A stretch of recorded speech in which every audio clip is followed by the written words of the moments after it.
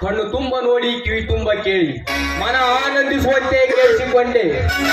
ನವಿಲಿನಂತೆ ನರ್ತನಗೈದು ಕೋಗಿಲೆ ಅಂತೆ ಆಡಿದ ಹಾಡನ್ನು ಹೊರೆಯದ ಯೌವನ ತುಂಬಿ ತುಳುಕಾಡುತ್ತಿರುವ ರತ್ನದಂಚಿನಿಂದ ಮಿನುಗುವ ತಾರೆಯಾದ ಈ ಹಾಬಲೆಯಣ್ಣನ್ನು ದಕ್ಕಿಸಿಕೊಳ್ಳುವುದಕ್ಕೆ ಇದು ಒಳ್ಳೆ ಸುಸಮಯ. ಬಂಗಾರದ ಜಿಂಕೆ ಅಂತಿರುವ ಈ ರೇಣುಕ ನನ್ನ ರಮಣೀಯಾಗಿ ರಂಜಿಸಿದರೆ ಹೂವಳಕ್ಕೆ ಧ್ವನಿಗೂಡಿಸಿ ನಾನು ಎತ್ತಿ ಹಾಕಿ ದಕ್ಕಿಸಿಕೊಳ್ಳುವೆ ಆ ನನ್ನ ಸೋದರ ಮಾವ ದೇಸಾಯಿಗೌಡನ ಹಣ ಆಭರಣದ ರಾಶಿಯನ್ನು. ಆಮೇಲೆ ಅಗ್ನಿದೇವ ಜಮದಲ್ಲಿ ನಾನು ಆಟ ಆಡಿಸುವ ಆಳುಗಳೇ.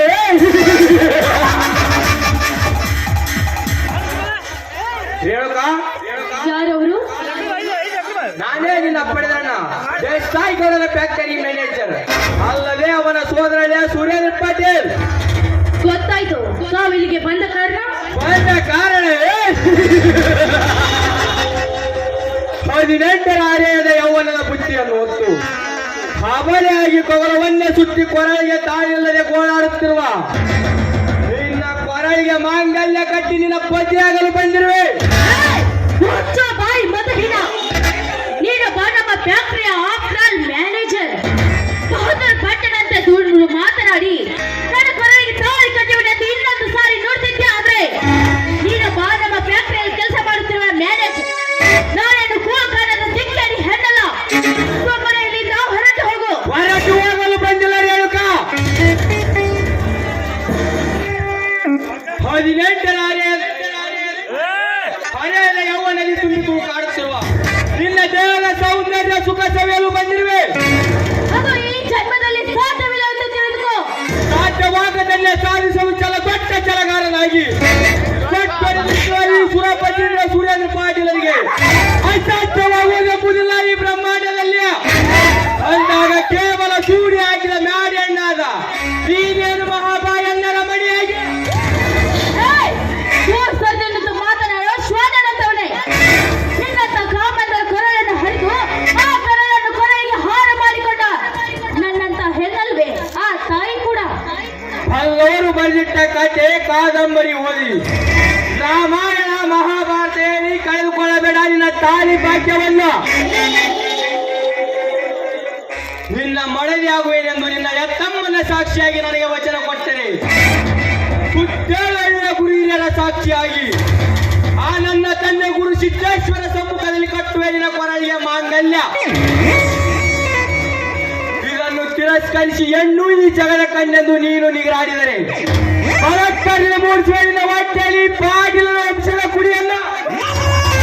ಈ ಭಾರತದ ನಾರಿಯರಿಗೆ ಅವರ ಬಾಯಿಗೆ ಬೆಂಕಿಯ ಬೆಲೆಯಲ್ಲಿ ನಮ್ಮ ಸಮಾಜದ ಹೇಳಿ ಗಂಡಸು.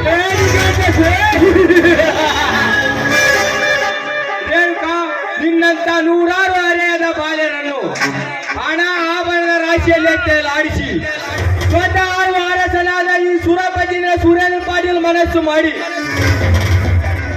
ಕರಳಿನ ಕೇಸರಿಯಂತೆ ಗರ್ಜಿಸಿದರೆ ಜಿಂಕೆಯಂತೆ ಚೀರಿ ಎದರಿ ಬಂದಪ್ಪಿ ಬೀಳುವ ನನ್ನ ಕಾಮದ ಶರಪಂಜರದಲ್ಲಿ. ಏನು? ಈ ನಿನ್ನ ಕಾಮದ ಶರಪಂಜರದಲ್ಲಿ ನಾನು ಬೀಳಬೇಕಾ? ಈ ನಿನ್ನ ಕಾಮದ ಶರಪಂಜರದಲ್ಲಿ ನಾನು ಗರ್ತಿತ್ವ ಎಂಬ ಬೆಂಕಿಯನ್ನು ಹಚ್ಚಿ ಸೊಟ್ಟು ಹಾಕಿಬಿಡುವೆ ಅರೆ ಕ್ಷಣದಲ್ಲಿ. ಹೆಣ್ಣಿಗಿಷ್ಟು ಶೇಡು ರೋಷ ಇರಬೇಕಾದರೆ ಕಣ್ಣಿಗಿಲ್ಲ ಎಂದು ತಿಳಿದಿರುವೆ ಆ ಎಣ್ಣೆ. ಸತ್ತರು ಮೀಸೆ ಬರೆದಿರುವ ನಿನಗೆ ಎಷ್ಟು ಕೊಪ್ಪಿರಬೇಕಾದರೆ ಬೇಡ ಬೇಡವೆಲ್ಲರೂ ಮತ್ತೆ ಮತ್ತೆ ಬರುತ್ತಿರುವ ಈ ತೋಡು ಗುಂಡಿಯ ಗಂಡು ನಿನ್ನ ಶೀಲ ಸಭೆಗೆ ಬಿಡಲಾರ. ಜಟಧಾರೀಶ್ವರನ ಕೊರಳಿಗೆ ಎದ್ದಿದ್ದ ನಾಗರ ನಾನಾಗಿ ಸುತ್ತಿಕೊಂಡು ನರನಾಗರನಾದ ಈ ಪಾಟೀಲನನ್ನು ತಿರಸ್ಕರಿಸುವುದು ಹೆಣ್ಣಾದ ನಿನ್ನ ಧರ್ಮವಲ್ಲ. ಬೇಡ ಈ ಪಾಟೀಲನ ಕೈಯಲ್ಲಿ 10 ತೊಲೆ ಚಿನ್ನದ ಮಾಂಗಲ್ಯ ಕಟ್ಟಿಸಿಕೊಳ್ಳಲು ಎಲ್ಲ ಕಟುಕ. ನೀ ತೋರಿಸುವ ಈ 10 ತೊಲೆ ಬಂಗಾರ ಕೇವಲ ನಾನು ಮೆಟ್ಟಿ ಬಿಟ್ಟ ಹಲ್ಲು ಚಪ್ಪಲಿಯ ಸಮಾನ. ನಾಶವಾಗಿ ಮತ್ತೊಬ್ಬರ ಸೊತ್ತಾಗಿ ಬಿದ್ದ ನೀನು ಮತ್ತು ಮೀರಿ ವರ್ತಿಸುವ ಬಂಡರಣ್ಣೆ.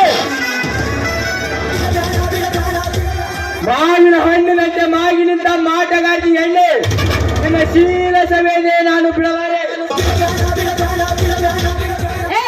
ಹೆಣ್ಣಿನ ಕೈ ಬಿಟ್ಟು ಮಾತನಾಡೋ ದುರಾತ್ಮ. ಈ ನೀಚ ಕೆಲಸಕ್ಕೆ ಕೈ ಹಾಕಿದ್ದೆ ಆದ್ರೆ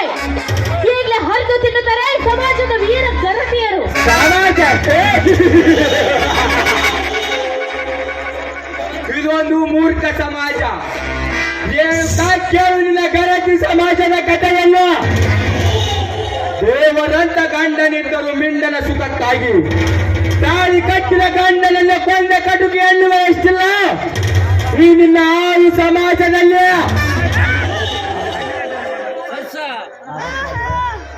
ಹಣದಾಶೆಗಾಗಿ ತಾಳಿ ಕಟ್ಟಿದ ಗಂಡನ ತಮ್ಮ ಅರ್ಥಾರ್ಥ ಮೈದುನಿಂದ ತನ್ನ ಜಗಳ ತೀರಿಸಿಕೊಳ್ಳುವ ಹೊಲಸು ಆಧಾರದ ಎನ್ನುವಷ್ಟಿಲ್ಲ ಈ ನಿನ್ನ ಕಲಿಯುಗದಲ್ಲಿ. ಹಗಲು ಹೊತ್ತಿನಲ್ಲಿ ಅಣ್ಣ ತಂಗಿಯರೆಂದು ನಡೆನೆ ಮಾಡಿ ರಾತ್ರಿ ವೇಳೆಯಲ್ಲಿ ಅದೇ ಹೆಣ್ಣಿನೊಂದಿಗೆ ಸರಸ ಮಾಡಿ ಕೊನೆಗೆ ಮಗುವೆ ಜನ್ಮ ನೀಡಿದ ನಿನ್ನಂತ ಪಾಂಡರಂಡರೆಷ್ಟಿಲ್ಲ ಈ ನಿನ್ನ ಕಲಿಯುಗದಲ್ಲಿ. ಒಡ ಹುಟ್ಟಿದ ಅಣ್ಣ ತಮ್ಮಂದಿರ ಕತ್ತನ್ನು ಕೊರೆಸಿ ಶತ್ರುವಿನ ಬಲೆಯಲ್ಲಿ ಮತ್ತೆ ಸೂರಾಗಿ ಬಿದ್ದ ನಿನ್ನಂತ ಸೋಗಲಾಡಿ ಎನ್ನುವ ಎಷ್ಟಿಲ್ಲ ಈ ನಿನ್ನ ಕಲಿಕಾಲದ ಕಂಪ್ಯೂಟರ್ ಯುಗದಲ್ಲಿ. ಅಂದಾಗ ನಿನ್ನ ಮಾನಭಂಗದ ತೆರೆ ಹಿಡಿದು ನಿನ್ನ ಶೀಲ ಎಂಬ ಶ್ರೀ ಮುದ್ರಿಕೆ ರತ್ನಕ್ಕೆ ಕೈ ನಾಗರ ನಾನಾಗಿ ಕಚ್ಚಿ ವಿಷಲೇಪಿಸಿದರು. ಯಾವ ಗೆಳತಿಯರು ಎತ್ತು ಬರಲಾರು ಈ ಸಮಾಜದಲ್ಲಿ. ಏನು ನನ್ನ ಮಕ್ಕಳ ಬಗ್ಗೆ ಇಷ್ಟೊಂದು ಕೇವಲವಾಗಿ ಮಾತನಾಡಿ ಗೆಳತಿಯರ ಮಾನ ಕಳೆಯುತ್ತೀರಲ್ಲ. ನನ್ನ ಹಾಗೆ ನಿನಗೂ ಒಬ್ಬಳು ತಾಯಿ ಇರಬೇಕು. ನಿನ್ನ ತಾಯಿ ಕೂಡ ಹಾದರ ಮಾಡಿ ಹೆಸರಿರಬೇಕು. ಹಾದರದ ಕೊಂಡೇನೇನು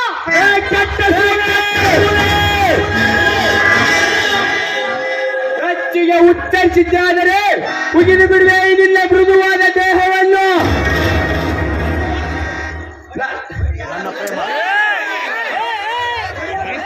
ಪರಿಹಾರ ಮಾಡದೆ ಬಂದು ಬೀಳು ನನ್ನ ಬಲೆಯಲ್ಲಿ ಈಗಲೇ ಇರಬೇಕು ನಿನ್ನ ಶೀಲ ಕ್ಷಣದಲ್ಲಿ. ತಾಯನ್ನ ಸತ್ಯ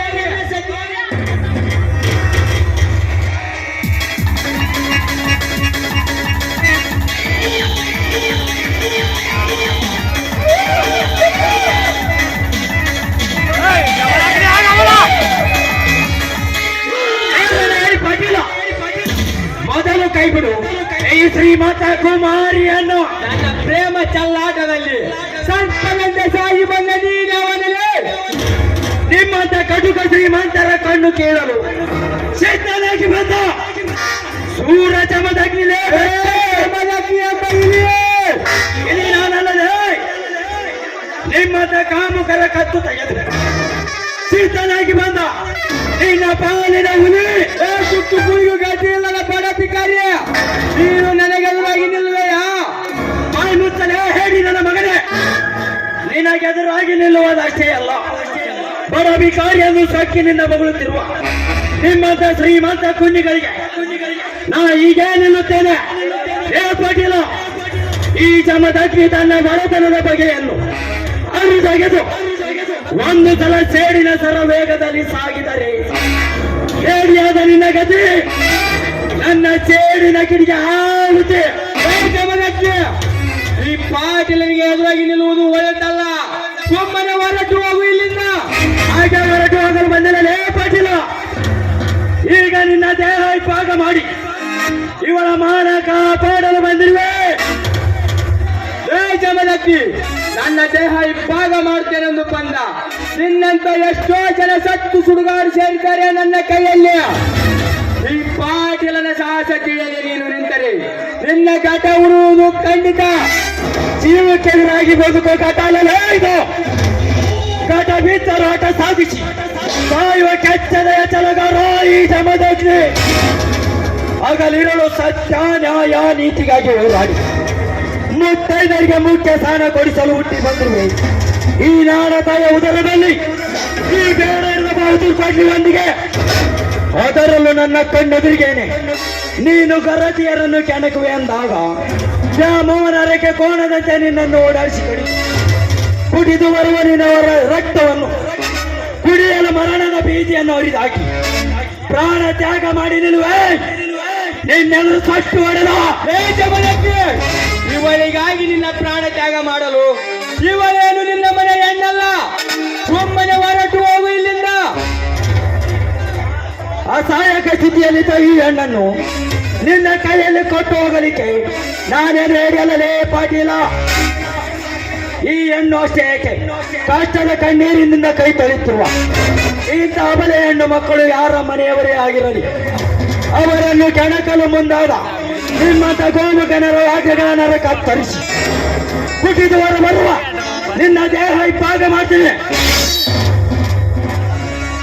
ಇದು ಎಲ್ಲವನ್ನು ಅರಿಯದ ವಿವೇಕಿ ನೀನಾದರೆ ಬಾರಲೇ ಗಂಡಸಗೆ ಇವರ ಕೈ ಮುಟ್ಟಲು. ಏಡಿ ಗಂಡಸೆ, ಪುಂಡ ಪುರುಷನಂತೆ ಮಗಳಬೇಡ, ನಿನ್ನ ಪುಂಡ ಜನರ ಮಾತನ್ನು. ಅದೇ ನಿನ್ನ ಗಂಡಪ್ಪ ಪುಂಡತನ ನಿನ್ನ ಎದುರೇ ತಾಕತ್ತಿದ್ದರೆ ಹಿಂದೆ ನಿನ್ನ ತಂದೆ ತಾಯಿಗಳ ಕಟ್ಟು ತೆಗೆದ ಕಟ್ಟುನ ಚಾಂಡಲರಿಗೆ ತೋರಿಸಬೇಕಿತ್ತು ನಿನ್ನ ಸಿಂಹನ ಗರ್ಜನೆಯನ್ನು. ಚರಿತ್ರೆ ಇತಿಹಾಸದ ಬಹಳ ಪುಟವನ್ನು ನೀನಾರೆನ್ನುವುದನ್ನು ಮರೆತು ಸಾಕು ಸೋದರನಾಗಿ ಮತ್ತೊಬ್ಬರ ಸ್ವತ್ತಿಗೆ ಬಿದ್ದ ನೀನು ನಮ್ಮಂತವರಿಗೆ ಸೊಟ್ಟೊಡೆದು ನಿಲ್ಲುವವರು. ನೀನು ಒಬ್ಬ ಸೂರ್ಯನೇ. ಪಾಟೀಲ ಪಾಟೀಲ ಪಾಟೀಲ, ಮಲಗಿದ ಘಟ ಸರ್ಪವನ್ನು ಎಡೆ ತುಳಿದು ಸತ್ತಲು ಎಡೆ ಎಪ್ಪಿಸಿಬಿಟ್ಟೆಯ. ಈ ಗಾಯಗೊಂಡ ಘಟ ಸರ್ಪವನ್ನು ನನ್ನ ತಂದೆ ತಾಯಿ ಕತ್ತು ತೆಗೆದ ವ್ಯಕ್ತಿ ಯಾವನೇ ಆಗಿರಲಿ, ಅವನನ್ನು ದರನೆ ಎಳೆದು ತಂದು ನಮ್ಮೂರಗಿಸಿ ಬಾಗಿಲಿಗೆ ನಿಲ್ಲಿಸಿ ಅವನ ರುಂಡ ತೆಗೆದು ನಮ್ಮೂರಗಿಸಿ ಬಾಗಿಲಿಗೆ ಕಟ್ಟಿ ಆ ರುಂಡಕ್ಕೆ ಮೆಟ್ಟುವ ಮೆಟ್ಟಿನ ಸರವಾಗಿ ಹೆಣ್ಣು ಹುಲಿಗಳ ಗಾತಲದಲ್ಲಿ ಖ್ಯಾತ ಗಂಡು ಹುಲಿ ನಾನಾಗುವೆ. ಒಂದು ವೇಳೆ ನೀನಾಡಿದ ಮಾತು ಸುಳ್ಳಾದರೆ ಪಾಟೀಲ, ಆ ನನ್ನ ತಂದೆ ಮಾರುತೇಶ್ವರನ ಸಾಕ್ಷಿಯಾಗಿ ನಿನ್ನ ಗಂಟಲ ಕೊಲೆ ಹರಿದು ಕುಟಿದವರ ಬರ್ತಿರುವ ನಿನ್ನ ರಕ್ತದಿಂದ ಈ ನಾಡಿನ ಮುತ್ತೈದರ ಪಾದ ತೊಳೆಯದಿದ್ದರೆ ನನ್ನ ಹೆಸರು ಜಮದಗ್ನಿನೇ ಅಲ್ಲ, ಬರದಿಟ್ಟುಕೊಳ್ಳೆ. ಜಮದಗ್ನಿ ಸುತ್ತವರಿಗೆ ಶ್ರೀಮಂತ ಸಿಂಹವೆನಿಸಿಕೊಂಡಿರುವ ಆ ನನ್ನ ಸೋದರ ಮಾವ ದೇಸಾಯಿ ಗೌಡನ ಬೆಂಬಲ ನನಗಿರುವಾಗ ನನಗ್ಯಾರ ಭಯವಿಲ್ಲ ಈ ನಾಡಲ್ಲಿ. ಇಂದು ಇವಳನ್ನು ನನ್ನಿಂದ ರಕ್ಷಿಸ ಮಾತ್ರಕ್ಕೆ ನೀನೇನು ದೊಡ್ಡ ಸೂರ ಸರ್ದಾರನೆಂದು ತಿಳಿಯಬೇಡ. ಇದರ ಸೇಡು ನಾನು ಈಗ ತೀರಿಸಿಕೊಳ್ಳದಿದ್ದರು ಮುಂದೆ ಶಿವನಾಗ ಕವಿಕಿರಣ ಹಂಪಿವಳಿ ಶ್ರೀ ಬಸವಕುಮಾರ್ ಅವರು ರಚಿಸುತ್ತಿರುವ ಗಂಧದ ಗುಡಿ ಎಂಬ ನಾಟಕದ ಪ್ರಯೋಗದಲ್ಲಿ ಖಳನಾಯಕ ನಾನಾಗಿ ಬಂದು ನಿನ್ನ ಚಿರಗಿ ಕಟ್ಟಿ ಸುಡುಗಾಡು ಕಳಿಸದಿದ್ದರೆ ನನ್ನ ಹೆಸರು ಸುರಲೋಕೇಂದ್ರ ಸೂರ್ಯನ ಪಾಟೀಲನೇ ಅಲ್ಲ.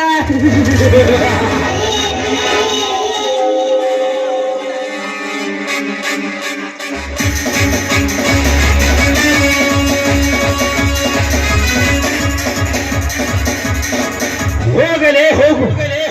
ಅದೇ ಗಂಧದ ಗುಡಿ ಎಂಬ ನಾಟಕ ಪ್ರಯೋಗ ನಿನ್ನನ್ನು ಈ ಪೃಥ್ವಿಯಿಂದ ಪರಮಾತ್ಮನ ಪಾದಕ್ಕೆ ಕಳಿಸುವುದಕ್ಕೆ ಪರಮ ಶಿವನಾಗಿ ಬಂದು ನಿನ್ನನ್ನು ಮೆಟ್ಟಿ ಮಿರಿಯದೆ ನನ್ನ ಗುರಿ.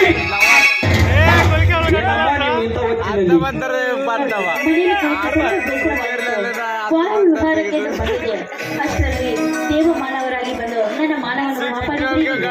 ಓಹೋ, ನೀವ ಶ್ರೀಮಂತ ದೇಸಾಯಿಗೌಡನ ತಂಗಿ ರೇಣುಕ. ಏನು ರೇಣುಕ, ನಿನ್ನ ಮೇಲೆ ನಿನ್ನ ಮಾವನ ಕಾಮದ ಕಣ್ಣು ಇರಲಿ ಇರಲಿ, ನಾನು ಬರ್ತೀನಿ. ನಿಲ್ಲಿ ನೋಡಿ, ನಿಮ್ಮ ಶೌರ್ಯ, ನಿಮ್ಮ ಛಲದ ಮಾತುಗಳನ್ನು ಕೇಳಿ ನಿಮ್ಮ ಧೈರ್ಯವನ್ನು ನೋಡಿ ನಾನು ಮನಸಾರೆ ಮೆಚ್ಚಿಕೊಂಡಿದ್ದೇನೆ. ಅಂದರೆ ನಾನು ನಿಮ್ಮ ಕೈ ಹಿಡಬೇಕೆಂದು ತುಂಬಾ ಆಸೆ ಇಟ್ಟಿದ್ದೇನೆ. ಛೇ ಛೇ,